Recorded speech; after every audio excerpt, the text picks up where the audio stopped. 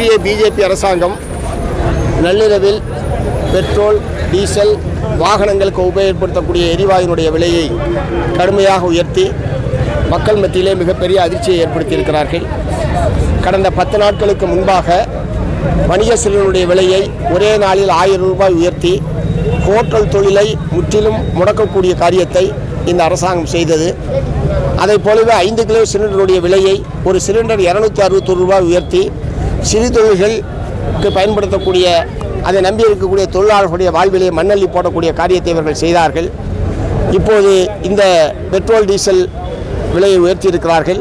அதுக்கு அடுத்த கட்டமாக வீட்டுக்கு பயன்படுத்தக்கூடிய எரிவாயு சிலிண்டருடைய விலையையும் அடுத்த ஒரு சில நாட்களில் கட்டாயம் உயர்த்துவார்கள். ஆகவே இதனால் மக்களுக்கு ஏற்படக்கூடிய பாதிப்புகளை பற்றி கடுகளவும் கவலைப்படாத ஒருவர் தான் நம்முடைய பிரதமராக வாய்த்திருக்கிறார். இதனுடைய விளைவுகள் என்ன என்பதை பற்றி அவர்கள் கவலைப்படுவதில்லை. இந்த பெட்ரோல், டீசலுடைய விலை உயர்வின் காரணமாக விலைவாசி கடுமையாக உயரும். ஏற்கனவே கடுமையான விலைவாசி உயர்வின் காரணமாக எல்லா குடும்பங்களும் தத்தளித்து கொண்டிருக்கிற போது மேலும் மேலும் இந்த குடும்பங்களுடைய தலையில் சுமையை ஏற்றுவது என்பது வன்மையான கண்டனத்துக்குரியது. ஆகவே இந்த விலை உயர்வை உடனடியாக திரும்பப் பெற வேண்டும் என்று மார்க்சிஸ்ட் கம்யூனிஸ்ட் கட்சியின் சார்பில் வற்புறுத்தித்தான் இன்றைக்கு இந்த ஆர்ப்பாட்டம் என்பது நடைபெறுகிறது.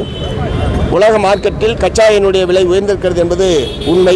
ஆனால் கச்சா எண்ணெயுடைய விலை மிக மலிவாக இருந்த போதெல்லாம் லாபத்தை மக்களுக்கு இவர்கள் வழங்கவில்லை. அப்போதும் பெட்ரோல், டீசலுடைய விலையை இவர்கள் குறைக்கவில்லை. இப்போது கச்சா எண்ணெயுடைய விலை உயர்ந்திருக்கிறது என்கிற காரணத்தை சொல்லி மொத்த சுமையையும் மக்கள் தலையில் சுமத்துவதை மார்க்சிஸ்ட் கம்யூனிஸ்ட் கட்சி ஏற்கவில்லை.